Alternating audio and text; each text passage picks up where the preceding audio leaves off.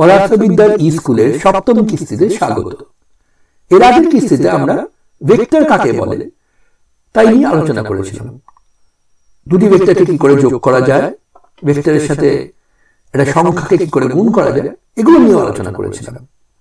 এও দেখেছিলাম যে এই যে যোগ বা সংখ্যা দিয়ে ভেক্টরকে গুণ, এগুলো সাধারণ যোগ বা গুণের মতো না হলেও এই সাধারণ সংখ্যার গুণ বা যোগের সাথে এর কিন্তু কিছুটা সাদৃশ্য আছে।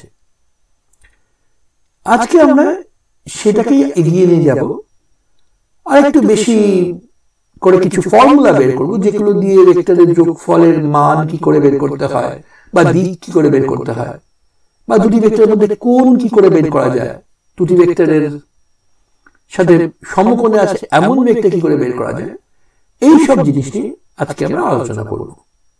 আমি প্রথমে সহজ ব্যাপার দিয়ে শুরু করি। ধরো দুটো ভেক্টর এ আর বি আছে, যারা পরস্পর লম্ব, তাদের মধ্যে কোণ হচ্ছে সমকোণ 90 ডিগ্রি। তাহলে তাদের যোগ করলে কি দাঁড়াবে সেটা কিন্তু খুব সোজা। সেক্ষেত্রে যে সামান্তরিকতা তৈরি হতো এ আর বি কে যোগ করার জন্য, সেটা একটা আয়তক্ষেত্র হয়ে যাবে, আর সি হচ্ছে সেই আয়তক্ষেত্রের একটা কর্ণ। আর এই বাহুটা, ধরো এই যে ত্রিভুজটা তুমি দেখতে পাচ্ছ, কালো দাগ, এই ড্যাশ দেওয়া নীল দাগ আর লাল দাগ মিলিয়ে এই ত্রিভুজটা সমকোণী ত্রিভুজ। তার দুটি বাহু হচ্ছে মড অফ এ আর মড অফ বি। কাজেই এই যে ভেক্টর সি এর যে মান, সেটা কিন্তু পিথাগোরাসের সূত্র থেকে খুব সহজেই বেরিয়ে যায়, mod A square plus mod B square. দুটি ভেক্টর যদি একটি আরেকটির সাথে উল্লম্ব হয়, তাহলে তাদের যে যোগফল, তার মানের বর্গ হচ্ছে ওই দুটি ভেক্টরের মানের বর্গের সমষ্টি। মানে স্রেফ পিথাগোরাসের থিওরেম থেকেই উত্তরটা বেরিয়ে গেল। আচ্ছা, এ তো গেল সি ভেক্টর বা যোগফলের মান। তার দিকটা কোন দিকে, তার দিকটা বোঝাতে গেলে অবশ্যই আমাদের বলে দিতে হবে যে সেটা হয় এ বা বি, এই দুটো ভেক্টরের সাথে কিরকম কোণ করে আছে। আমি যদি ভেক্টর এর সাথে কোণটা বলতে চাই, তাহলে খুব সহজেই দেখতে পাচ্ছি, যদি আমি আবার এই ত্রিভুজটা কালো ড্যাশ দেওয়া নীল আর লাল এই বাহু দিয়ে ত্রিভুজটাকে ভাবি, সেই ত্রিভুজের ক্ষেত্রে থিটা যে কোণটা আছে, তার ট্যানজেন্ট হচ্ছে বিপরীত বাহু, মানে যেটা আসলে বি এর সমান লম্বা, ভেক্টরটা বি কিন্তু দৈর্ঘ্য হচ্ছে মড বি, আর তাকে তুমি তার সন্নিহিত বাহু মানে মড এ দিয়ে ভাগ করলেই পাবে। এই হচ্ছে আমার ট্যান থিটার ফর্মুলা। এখানে একটা জিনিস খেয়াল রাখতে হবে, এই যে বি এর মানকে এ এর মান দিয়ে ভাগ করে যে অ্যাঙ্গেলের ট্যানজেন্ট পেলাম, সেই কোণটা কিন্তু হচ্ছে এ এর সাথে কত কোণ করেছে। আমি যদি বি এর সাথে কত কোণ করেছে বের করতে চাইতাম, তাহলেও করা যেত। ধরো আমি যদি এই কোণটা বের করতে চাই, ধরো এই কোণটার আমি নাম দিলাম ফাই, তাহলে ট্যান ফাই হবে। সেক্ষেত্রে আমরা এই ত্রিভুজটা দেখলে সুবিধা হবে, এবং এই ত্রিভুজের থেকে খুব সহজেই বেরিয়ে যাবে ট্যান ফাই হচ্ছে mod A by mod B. এবং এটা নিশ্চয়ই বোঝাই যাচ্ছে যে এই দুটো কোণের ট্যানজেন্ট হচ্ছে একটা একটা আর রেসিপ্রোকাল, বা গুণ করলে 1 পাওয়া যায়। এবং সেটা কেন, সেটা নিশ্চয়ই তোমরা সবাই জানো যে দুটি কোণ যদি যোগ করলে 90 ডিগ্রি হয়, তাহলে তাদের ট্যানজেন্টগুলো গুণ করলে 1 পাওয়া যাবে। আচ্ছা, এটা গেল সহজ কেসটা, যেখানে যে দুটো ভেক্টর আমরা যোগ করছি এ আর বি, এই দুটোর মধ্যে কোণটা হচ্ছে এটা সমকোণ। কিন্তু আমরা তো সবসময় এরকম সহজ অবস্থা পাবো না যে দুটো ভেক্টর যোগ করবো তাদের মধ্যে কোণ অন্য কিছু হতে পারে। ধরো কোনো একটা কোণ আছে আলফা, সেই রকম ক্ষেত্রে আমরা কি করে যোগটা করব। তাহলে আমরা যে ব্যাপারটার কথা এখন বলছি সেটা হচ্ছে এরকম, আমার এই যে দুটি ভেক্টর আছে এ আর বি, সেটা এখন আর পরস্পর উল্লম্ব নয়, তাদের মধ্যে একটা কোণ আছে, সেই কোণটা হচ্ছে আলফা, 90 ডিগ্রি নয়। অবশ্যই জ্যামিতি দিয়ে কি করে এই দুটো যোগফল বের করতে সেটা আমরা জানি। সেটা হচ্ছে এই সামান্তরিকটা শেষ করব, কর্ণটা এঁকে ফেলবো, কর্ণটা যা সেটাই হচ্ছে এর যোগফল। কর্ণের দৈর্ঘ্য হচ্ছে যোগফলের মান, আর কর্ণটা কত কোণ করে আছে কোনো একটা বাহুর থেকে, ধরো এই ভেক্টরের থেকে, সেটা বের করে দিলেই আমার ভেক্টরটা কত, যোগফল ভেক্টরটা কত বেরিয়ে যাবে। আচ্ছা, তার জন্য এই অঙ্কটা কষার জন্য আমাদের একটুখানি জ্যামিতির আশ্রয় নিতে হবে। প্রথমত এই যে ভেক্টরটা আছে সেটাকে আমি একটু এদিকে বাড়িয়ে দেব। অবশ্যই এই কোণটা আর এই কোণটা সমান হবে, এটা তো এই দুটি সমান্তরাল সরলরেখা, আর এটা তাকে তির্যকভাবে কেটে যাচ্ছে, সহজ জ্যামিতি যে এই কোণ আর এই কোণ সমান। এবার আমি যেটা করব সেটা হচ্ছে এই উপরের বিন্দুটা থেকে, যেখান থেকে কর্ণটা শেষ হয়েছে, সেখান থেকে এই সরল রেখাটা অবধি এটা লম্ব এঁকে ফেলব। আচ্ছা, এইবার প্রশ্ন হচ্ছে এই যে লম্বটা আঁকলাম দৈর্ঘ্যটা কত, এই বাহুটা কত সেটা খুব সোজা। এইটার মান হচ্ছে বি এর মান, তাহলে এই যে দৈর্ঘ্যটা সেটা হবে মড বি, বি এর দৈর্ঘ্য ইন্টু সাইন আলফা। সহজ ত্রিকোণমিতি এই সমকোণী ত্রিভুজ থেকে সহজেই বেরিয়ে আসছে। আর ঠিক একইভাবে এই যে বাহুটা, তার মানে হচ্ছে মড বি কস আলফা।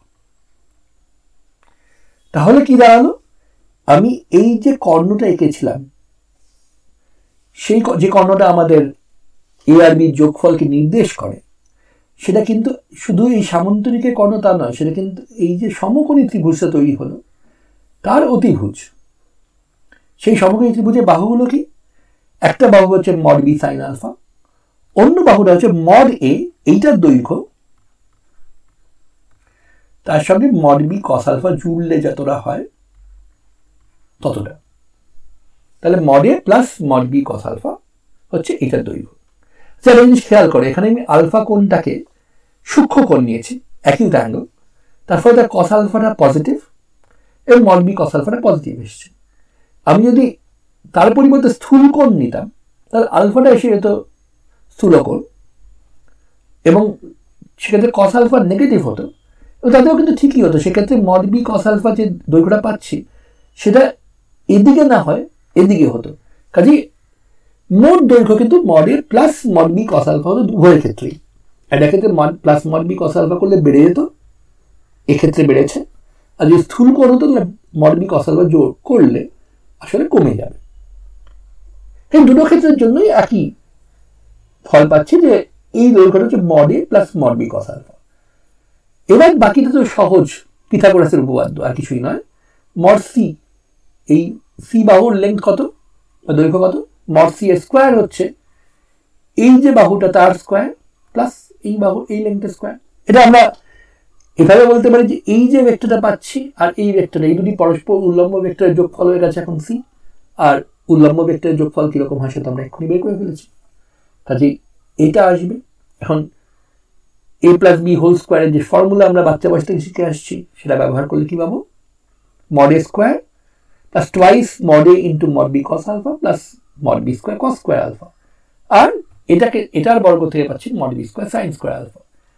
এই দুটোকে যোগ করলে মড বি স্কোয়ার হয়ে যায়। কাজে এই দুটো মিলিয়ে আমি পাচ্ছি এইটা, এটা আর এটা মিলিয়ে, আর তারপরে ফলটা হলো এই যে রেজাল্টেন্ট বা যোগফল, এই যোগফলের দৈর্ঘ্যের বর্গ কত না, প্রথম ভেক্টরের দৈর্ঘ্যের বর্গ, তার সাথে দ্বিতীয় ভেক্টরের দৈর্ঘ্যের বর্গ জোর করতে হবে, তার সঙ্গে দুটি ভেক্টরের দৈর্ঘ্যকে গুণ করে 2 দিয়ে গুণ করে কস আলফা দিয়ে গুণ করতে হবে।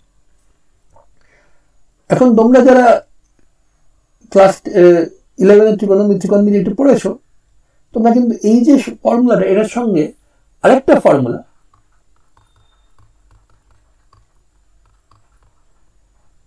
বেশ সাদৃশ্য খুঁজে পেতে পারো। এই ফর্মুলাটা কি, এটা ত্রিভুজের ক্ষেত্রে কোসাইন সূত্র, ত্রিভুজে একটি বাহু বের করার জন্য সূত্র। এখন এই ফর্মুলা কিন্তু আসলে তাই, শুধু তুমি যদি এই যে দুটো বাহু এ বি, এ আর মড বি দিয়ে তৈরি যে দুটো বাহু, তার সঙ্গে তৃতীয় বাহু জুড়ে যে ত্রিভুজটা ভাবছো, তার ক্ষেত্রে কোণটা কিন্তু এটা, সেটা হচ্ছে আলফা না, সেটা হচ্ছে 180 ডিগ্রি মাইনাস আলফা। তার কোসাইন মানে এই কোণটা হচ্ছে আমার কোণ এ, তারপরে তার কোসাইন কিন্তু হচ্ছে মাইনাস কস আলফা। কাজেই ত্রিভুজের সূত্রে যদি কস এ জায়গায় মাইনাস কস আলফা বসিয়ে দিতে, তাহলে কিন্তু এটাই পেতে। কাজেই এটা কোনো নতুন সূত্র না, এটা ত্রিভুজের কোসাইন সূত্র, তার থেকে এটা চলে আসে। আর তার সঙ্গে সঙ্গে আমাদের কি বলে দিতে হবে, এই কোণ থিটাটা বলে দিতে হবে। আর কোণ থিটাটা কি করে বের করবো, না তার ট্যানজেন্টটা বলে দেবো। ট্যানজেন্ট কত, না এই দৈর্ঘ্য বিপরীত বাহু মড বি সাইন আলফা, তাকে সন্নিহিত বাহু মানে mod A plus mod B cos alpha দিয়ে ভাগ করতে হবে, করলেই আমি ট্যান থিটা পেয়ে যাবো। আচ্ছা, আবার মনে করিয়ে দিই, এটা কিন্তু এ এর সাথে কোণ, আমি যদি বি এর সাথে কোণ বের করতে চাইতাম তাহলে হতো ট্যান থিটা প্রাইম হচ্ছে মড এ, এখানে ভুল লেখা আছে, ভুল, এটা ঠিক করে দিই।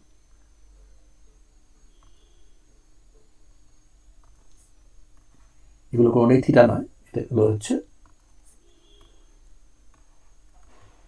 আর যদি বি এর সাথে কোণ বের করতাম তাহলে হতো mod A sine alpha by mod B plus mod A cos alpha. তোমরা খুব সহজেই একটু ত্রিকোণমিতি ব্যবহার করে দেখাতে পারবে যে এই দুটো ফর্মুলা আসলে যেটা বলছে যে থিটার সাথে থিটা প্রাইম যোগ করলে আলফা কোণটা পাওয়া যায়, সেটা বলতেই হবে, কারণ এই কোণটা যদি থিটা হয় আমরা এই কোণটাকে বলছি থিটা প্রাইম। দুটো যোগফল অবশ্যই আলফা, এবং ট্যানজেন্টের যা ত্রিকোণমিতির সূত্র সেগুলো থেকে সহজেই বের করে দিতে পারবে যে tan of theta plus theta prime করলে ট্যান আলফা বেরিয়ে আসে। এতক্ষণ আমরা দুটো ভেক্টরকে যোগ করে যে নতুন ভেক্টরটা তৈরি হবে তার মান কত, সেটা কোন দিকে হবে, এইটা নিয়ে বেশ কিছু কথা বললাম। এবার তার উল্টোটা দেখা যাক, যে আছে একটা ভেক্টর, ধরো এই নীল রঙের ভেক্টরটা, এটাকে আমি দুটো ভেক্টরে ভেঙে ফেলতে চাই। তার মধ্যে একটা হবে এই কমলা রেখাটার দিকে আর একটা হবে এই ম্যাজেন্টা রেখাটার দিকে। সেটা কিভাবে করব? উত্তর খুব সোজা। আমায় যেটা করতে হবে সেটা হচ্ছে এই যে রেখাটা আছে, এই যে ম্যাজেন্টা রেখা, এই ভেক্টরটার মাথা থেকে তার সমান্তরাল করে একটা দাগ টানতে হবে, ধরা যাক এরকম। আর আবার এইটার মাথা থেকেই কমলা রেখাটার সমান্তরাল করে আরেকটা দাগ টানতে হবে, ধরা যাক এরকম। এবার তাহলে কি দাঁড়ালো? এবার দেখো, আমি যদি এই কমলা রেখা বরাবর এই ভেক্টরটা ভাবি, আচ্ছা একটু মোটা করে আঁকা যাক, এই কমলা রেখা বরাবর এই ভেক্টরটা ভাবি, আর এই ম্যাজেন্টা রেখা বরাবর এই ভেক্টরটা ভাবি, মানে এই দাগগুলো যেখানে এসে মিলছে সেই অবধি, তাহলে দেখতেই পাচ্ছ একটা সামান্তরিক তৈরি হয়ে যাচ্ছে এই দুটো কালো ভেক্টরকে দুটো সন্নিহিত বাহু করে। তার কর্ণটা হচ্ছে আমাদের গোড়ার ভেক্টর। তাহলে অবশ্যই এবার যেটা হবে যে এই যে ভেক্টরটা যেটা ছিল, ধরো আমি তার নাম দিচ্ছি এ, সেটাকে, আর এই দুটো ভেক্টর কালো ভেক্টরের নাম যদি বি আর সি হয় যথাক্রমে, তাহলে নিশ্চয়ই এ হচ্ছে বি প্লাস সি, মানে যে কোনো দুটো দিকে কিন্তু আমি একটা ভেক্টরকে ভেঙে ফেলতেই পারবো এইভাবে। এখন তোমরা বলতেই পারো যে তাহলে এই দিকে বি যে দিকটা সেটা কত বড় হবে, লম্বায় কত হবে, সি এর দিকে যে ভেক্টরটা সেটা কত লম্বা হবে। এটা কিন্তু বের করতে গেলে খুব সহজ ত্রিকোণমিতি দিয়েই বের করা যায়। মানে বিশেষ করে তুমি যদি বলো যে এই কোণটা আর এই কোণটা তোমার জানা আছে, অবশ্যই জানা থাকতে হবে যে ভেক্টরটা কোন দুটো দিকে ভাঙছি সেটা তো আমরা জানতে হবে। তা ধরা যাক এই দুটো দিক কতটা কোণ করছে এই ভেক্টরের সাথে সেটা আমি জানি। ধরো এই কোণটাকে আমি বলছি ধরো θ1, আর এটাকে বলছি θ2।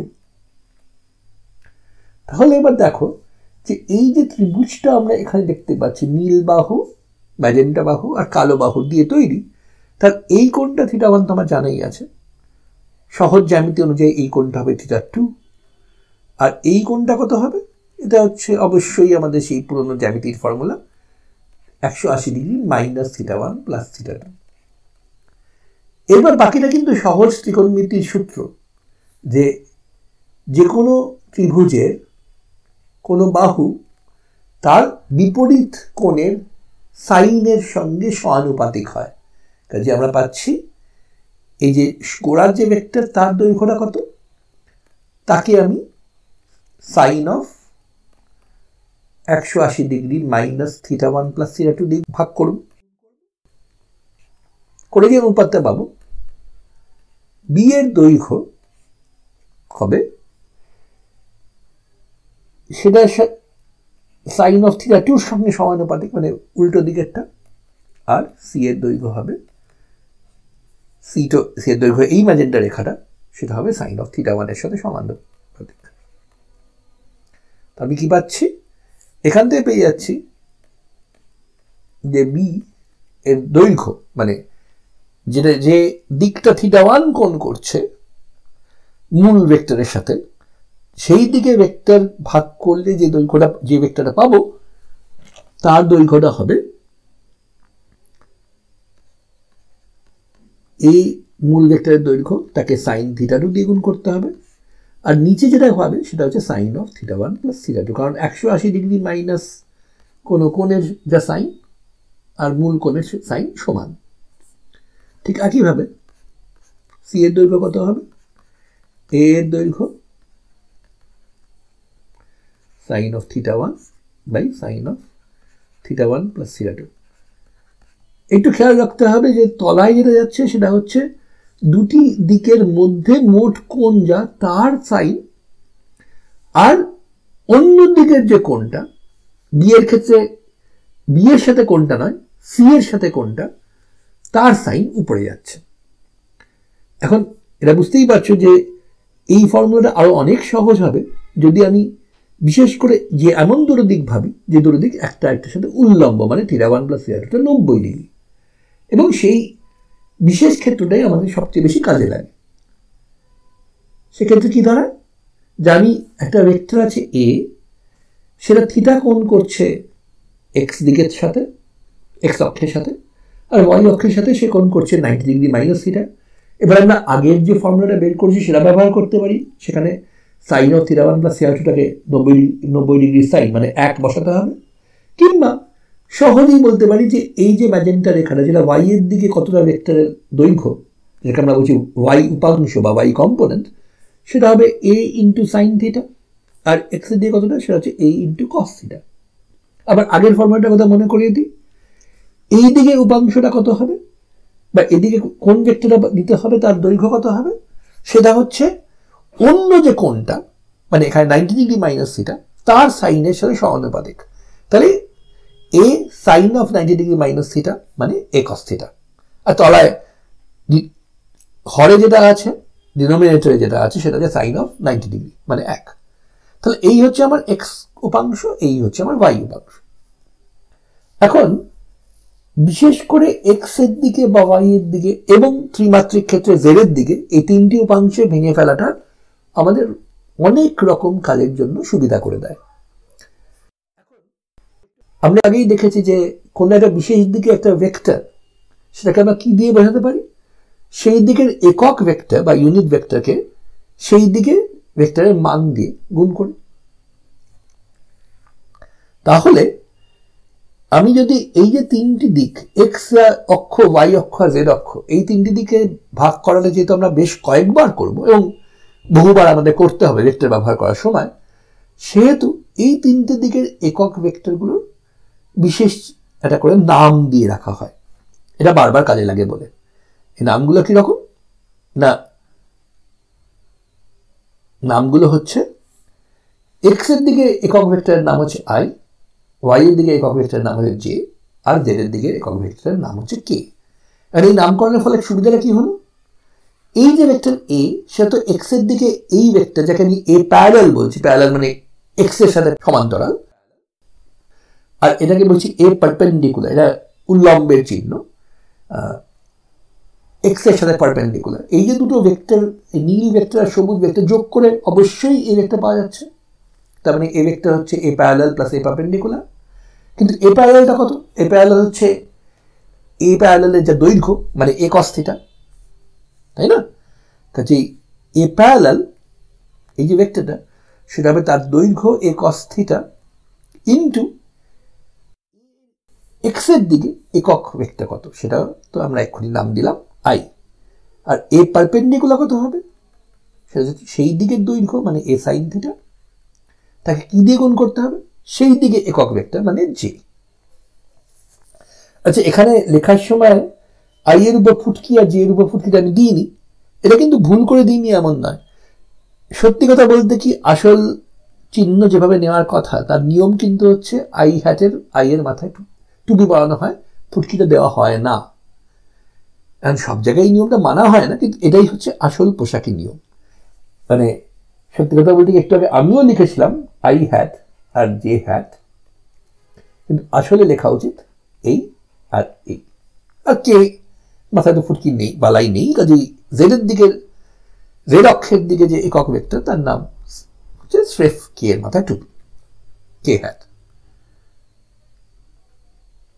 তাহলে এই হচ্ছে আমার A parallel plus A perpendicular উপাংশগুলোর যেহেতু জানি A cos theta I plus A sine theta J, আমি এ ভেক্টরটাকে A cos theta I plus A sine theta J লিখতে পারি। আচ্ছা, এটা গেল যদি ভেক্টরটা এক্স ওয়াই তলে থাকে তবে, মানে দ্বিমাত্রিক জগৎ যদি আমার হতো, এক্স আর ওয়াই অক্ষই একমাত্র আছে, তাহলে এটা দিয়েই কাজ চলে যেত। কিন্তু আমরা তো জানি আমাদের জগৎ আসলে ত্রিমাত্রিক, অন্তত যে জগৎটা নিয়ে আমরা বাস করি সেটা ত্রিমাত্রিক।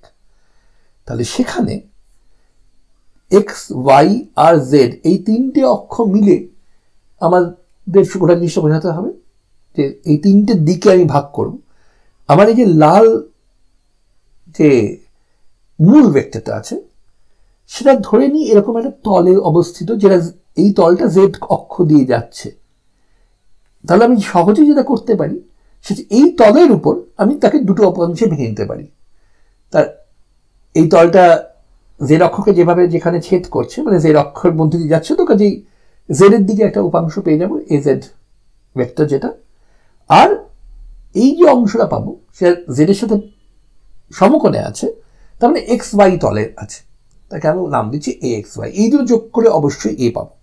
তো এই এ এক্স ওয়াই এটা তো আবার এক্স ওয়াই তলে আছে, কাজে আমি এ এক্স ওয়াইকে এই যে এ এক্স ওয়াই যে আমার ভেক্টরটা, এটাকে আমি এদিকে এ এক্স আর এদিকে এ ওয়াই এই দুটো ভাগে ভেঙে ফেলতে পারি। কাজেই শেষমেশ কি দাঁড়ালো, একে আমি A X plus A Y plus A Z এই তিনটে অংশে যোগ করে লিখতে পারি। আর এই তিনটি অংশ যেহেতু যথাক্রমে আই, জে আর কে এই একক ভেক্টরগুলোর দিকে, এখানে দেখতেই পাচ্ছ আমি নিজেই ভুল করে মাথায় ফুটকি দিয়েছি। ফুটকি দিলে খুব একটা ক্ষতি বৃদ্ধি কিছু হয় না। তাহলে দাঁড়ালো যে আমি এগুলোকে লিখতে পারি এ এক্স মানে তার মান into I plus A Y into J hat plus A Z into K hat. যে কোনো ভেক্টরকে, ত্রিমাত্রিক জগতে যে কোনো ভেক্টরকে এইভাবে A X I hat plus A Y J hat plus A Z K hat এই উপায় লেখা যায়।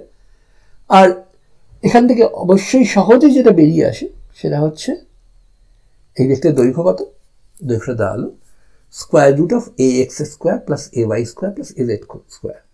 এটা আবার সেই পাইথাগোরাসেরই উপপাদ্য, কিন্তু ত্রিমাত্রিক জগতে ব্যবহার করা হচ্ছে।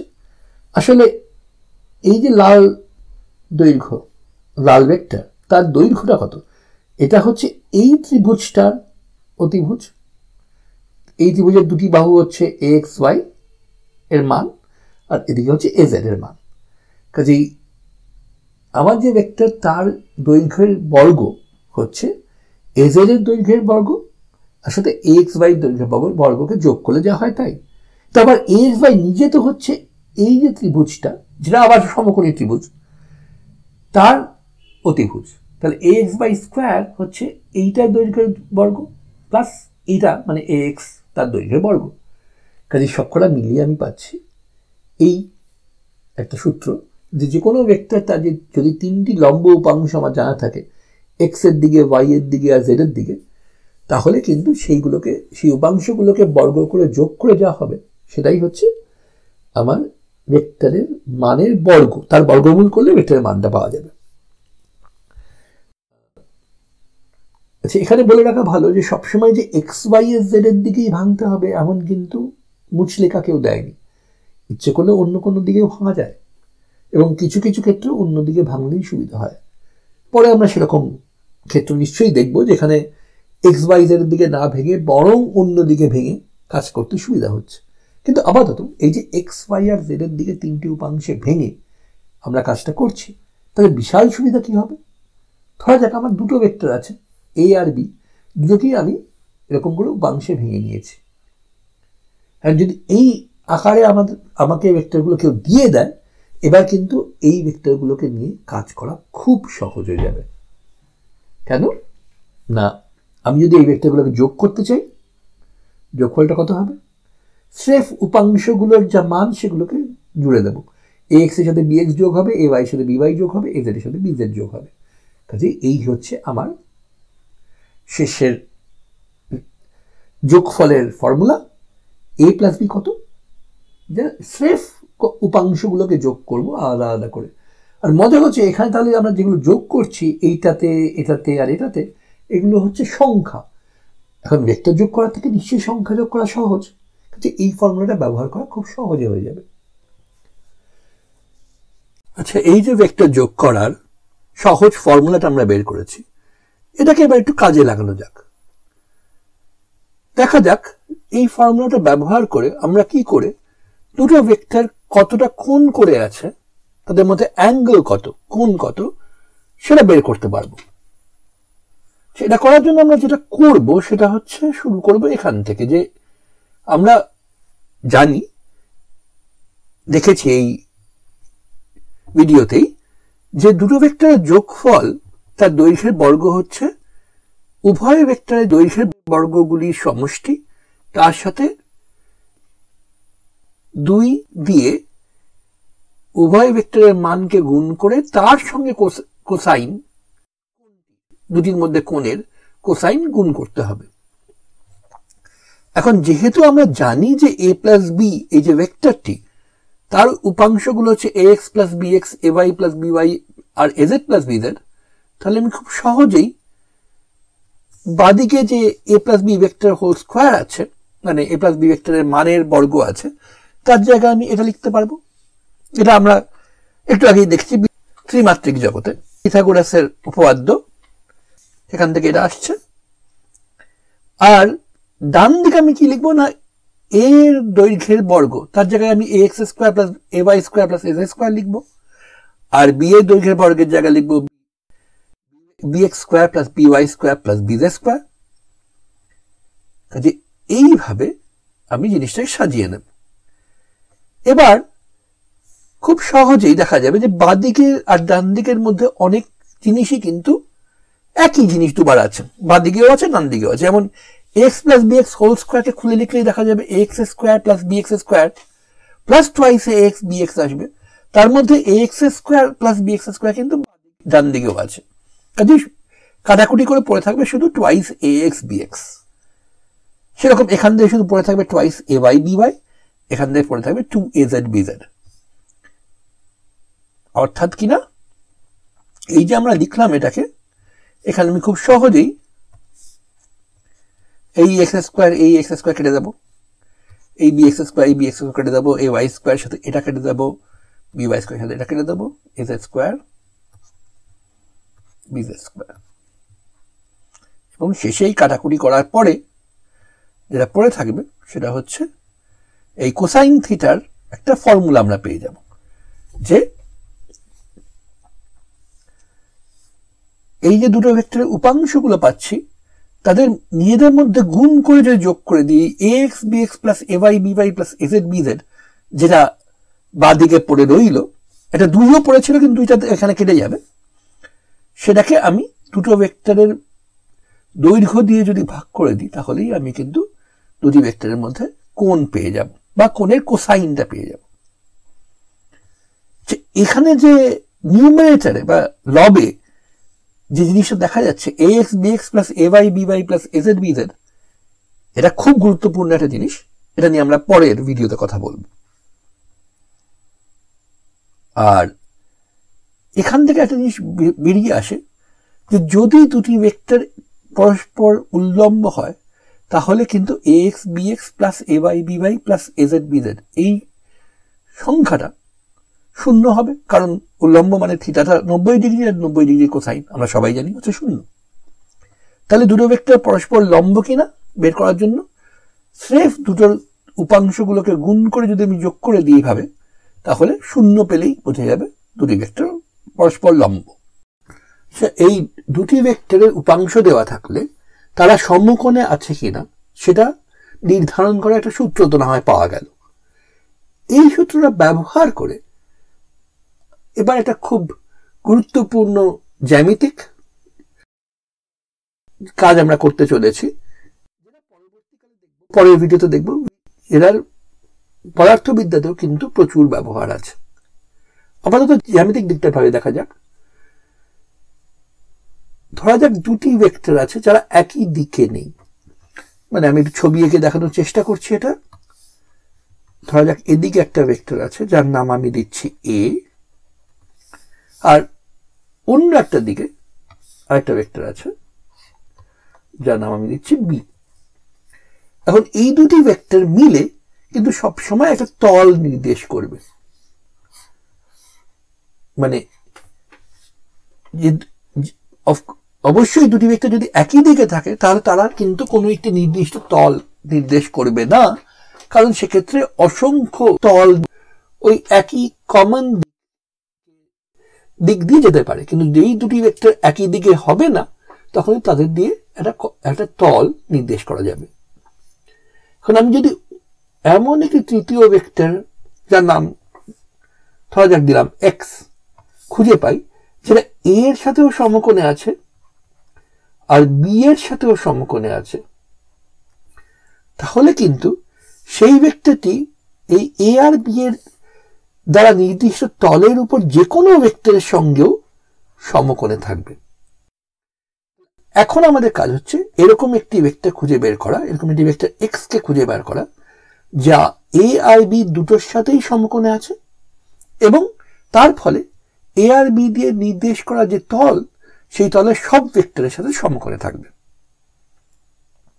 এটাকে বের করবো কি করে? খুব সহজ। এক্স ভেক্টরটির উপাংশগুলি যদি পি কিউ আর আর হয়, মানে এক্স কে যদি আমি P I plus Q J plus R K এই আকারে লিখতে পারি, তাহলে কিন্তু এক্স আর এ সমকোণে আছে। এখান থেকে আমি খুব সহজেই পেয়ে যাব এই সমীকরণটি, যে এ ভেক্টরের যে তিনটি উপাংশ A X A Y A Z, তাদের যদি আমি যথাক্রমে পি কিউ আর আর দিয়ে গুণ করি এবং তারপরে গুণফলগুলিকে যোগ করে দিই, যেটা পাবো সেটা শূন্য হতে হবে। ঠিক একইভাবে এক্স এর সাথে বি সমকোণে আছে, সেখান থেকে আমি পেয়ে যাব এই একটি সমীকরণ। উপরের সমীকরণটির মতোই, শুধু A X A Y A Z এর জায়গায় বি এক্স বি ওয়াই আর বি জেড বসাতে হবে। তাহলে আমরা দেখতে পাচ্ছি যে পি কিউ আর আর এক্স ভেক্টরের যে তিনটি উপাংশ তারা এই দুটি সমীকরণ মেনে চলছে। এখন এরকম দুটি সমীকরণ থেকে কিন্তু খুব সহজেই পি কিউ আর আর এর অনুপাত বের করে ফেলা যায়। এটা বজ্রগুণন বলে একটা পদ্ধতি আছে, যেটা তোমরা হয়তো অনেকে জানো, সেখান থেকেও বের করা যায়। বা তোমরা যদি সেই পদ্ধতি নাও জানো, এই দুটি সমীকরণ সমাধান করার যে কোনো পদ্ধতি তোমরা ব্যবহার করলেই দেখতে পাবে যে পি কিউ আর আর এর অনুপাত কিন্তু খুব সহজেই বেরিয়ে আসবে এইরকম। পি কে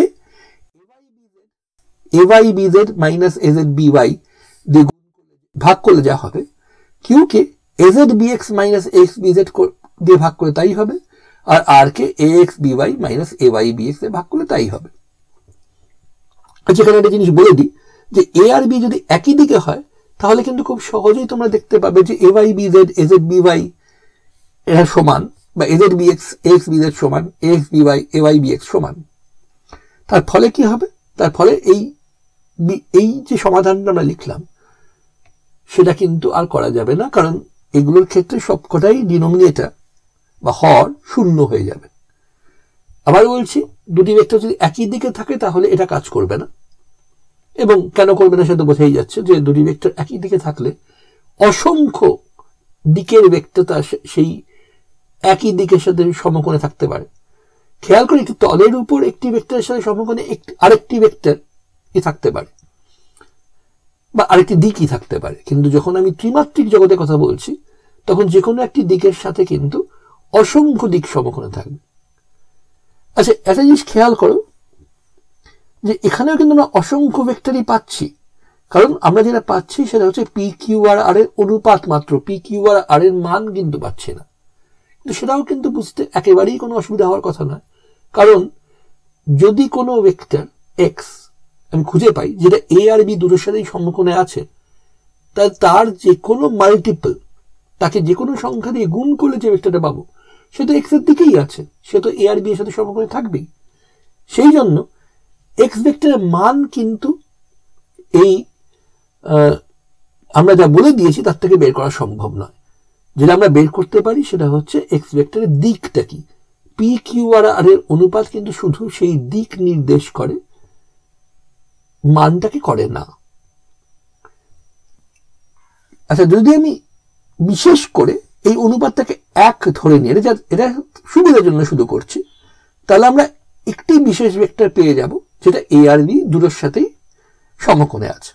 আবার বলছি, এই ভেক্টরটির সাথে একই দিকে আছে এমন অসংখ্য ভেক্টর আমরা পেতে পারি, যা স্রেফ একটা সংখ্যা দিয়ে গুণ করলেই পাওয়া যাবে।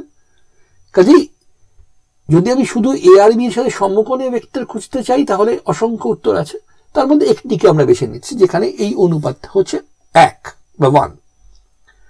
সেই ভেক্টরটি তার মান কি দাঁড়াবে? সেই ভেক্টরটি হবে A Y B Z minus A Z B Y I hat plus A Z B X minus X B Z J hat plus X B Y minus A Y B X K hat.